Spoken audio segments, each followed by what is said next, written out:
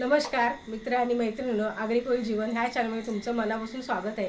आज आहे ना मी आलूच्या पानाच्या वड्या करून तुम्हाला दाखवणार आहे आणि त्याला मी काय काय साहित्य घेतले चला तर आपण बघूया।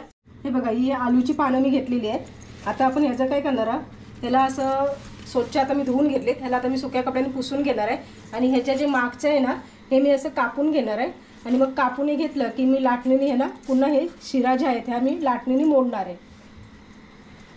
आता त्याच्यासाठी काय काय घेतले ते बघूया। बघा, हे बेसनचं पीठ घेतलेलं आहे, ही मिरची ओली मिरची आणि कोथिंबीरची पेस्ट आहे, हे गूळ घेतलेलं आहे, हे तेल घेतले आणि ही चिंच आहे।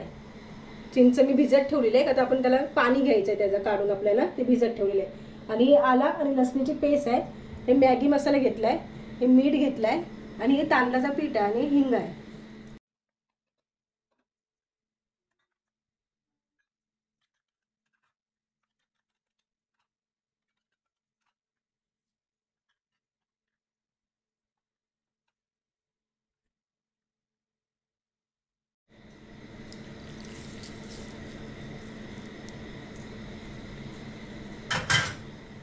धना पावडर घातली मी पाव चमच, हळद घातले पाव चमच,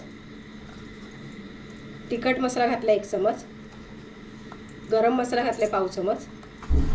आता हे सर्व मिक्स करून घ्यायचं आपल्याला।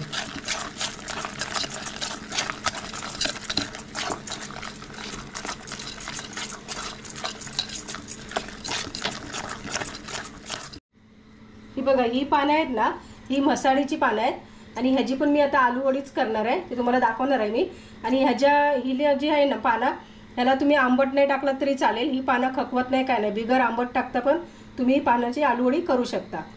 आणि ही गावाकडेच मिळते आणि ही आलू वडीची पानं, ह्याला कसं आंबट लागतं, ही थोडी खकवते म्हणूनसाठी ह्याच्यात आंबट टाकणं गरजेचं आहे, तसं त्याच्यात टाकणं गरजेचं नाही आहे। आता हे पानाचं आहे ना, हे वरचं आपल्याला हे डेकं काढायचं आहे, हे काढून घेते बघा।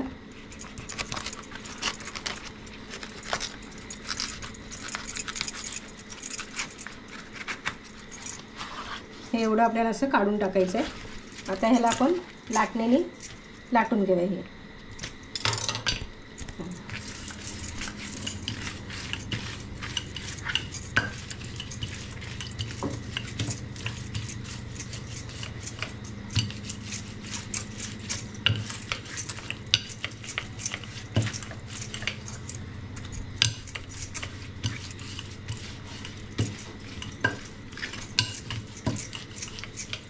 हे बघा, आता आपले पानांना काय मी हे शिरा अशा मोडून घेतला त्याच्या। आता आपण हे असं पीठ घेतलेलं आहे, ते असं लावायचं आपल्याला।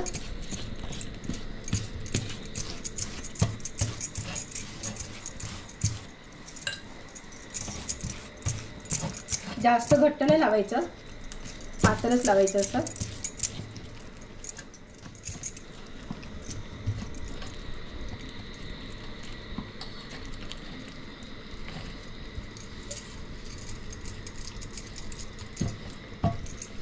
हे बघा, असं आपले असं रोल बनवून, आणि हे पण खायला खूप छान बनतात वडी, घशाला अजिबात त्रास होत नाही, खकवत नाही, काय नाही।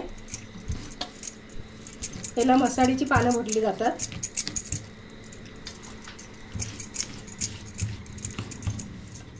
हे बघा, आता मी आहे ना आलू वडी उकडण्यासाठी पाणी ठेवलेलं आहे, ते आपलं पाणी गरम झालेलं आहे। तर आता आपण काय करते, मी चाळण घेतलेली आहे, चाळणीला काय करणार आहे, थोडं तेल लावून घेणार आहे। हे बघा, चाळणीला थोडं असं तेल लावून घेते। आता आपले रोल केलेले आहेत आलू वडीचे पीठ लावून, त्यातलं एक एक ठेवते याच्यामध्ये।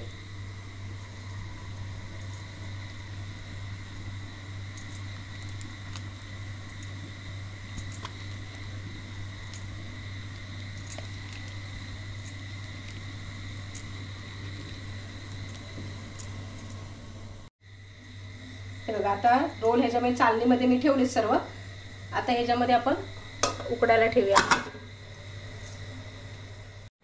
हे बघा, आता आपण चेक करूया आपल्या वड्या शिजल्यात काय।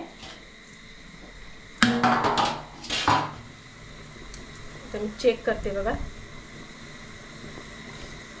हे बघा शिजल्यात आपल्या वड्या। आता आपण उतरून घेऊया ह्याला। हे बघा, आता मी काढून घेते बाहेर आणि याला थंड झाल्या की आपण कापणार आहोत। आणि याला मी 20 मिनिटं वाफवून घेतले।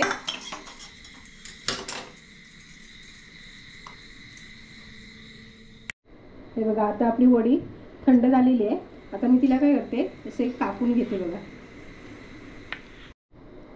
हे बघा असं कापून घेते आता मी। हे बघा आणि वडी अशी शिजले एकदम छान बघा, मस्त की झालेली आहे। आता आपण हिला कापून असं तेलामध्ये फ्राय करून घेणार आहे मी। हे बघा आता हे मी तुम्हाला वडी जी कापून दाखवली ही आलूच्या पानाची दाखवले। आता आपण हे साईडला ठेवते मी। आता जी मसाल्याची पानाची केले ती घेते मी कापायला। हे बघा हे मसाल्याची पानाची घेतले, हे पण खायला खूप भारी लागते। हे आहे ना ही मसाल्याची पानाची आता वडी घेतली मी कापायला। मगाशी बघितली ती आलूच्या पानाची होती, आता मसाल्याची घेतली आणि हे पण आहे ना हे खायला खूप भारी लागते वडी। हे पण थकवत नाही अजिबात, घशाला काही नाही। आता ह्याला पण आपण फ्राय करून घेऊया। आता हे बघा आपण वड्या तेलामध्ये तळून घेऊया। सोडते मी एक आणि मस्त असे तेलामध्ये असे तळून घेतलं ना असे एकदम असे कुरकुरीत, खायला पण खूप छान लागतात आणि कुरकुरीत बनले जातात।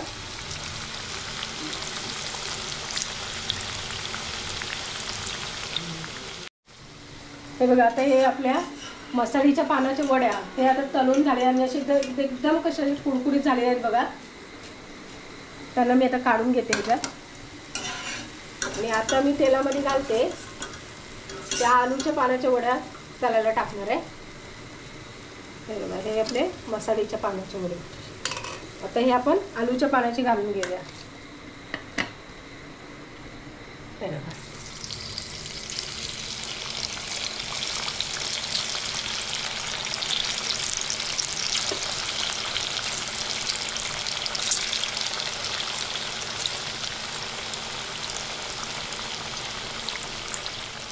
हे बघा आता हे पण झालेत आपल्या आलू वडीच्या पानाच्या वड्या तळून। आता हे पण मी काढून घेते आणि मी याच्यामध्ये ना तांदळाचं पीठ ह्याच्यासाठी टाकलं, मैद्याच्या पिठा चण्याच्या पिठामध्ये तांदळाचं पीठ ह्याच्यासाठी टाकलं का तर हे तांदळाच्या पिठाने एकदम वड्या अशा कुडकुडीत आणि एकदम खुसखुशीत बनले जातात, म्हणून मी तांदळाचं पीठ पण ह्याच्यामध्ये वापरलेलं आहे।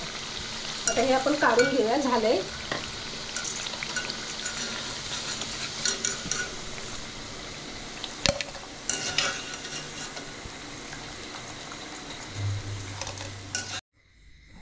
हे बघा आपली आलू वडी बनवून तयार आहे। तुम्हाला आवडली असेल तर लाईक करा आणि शेअर करा।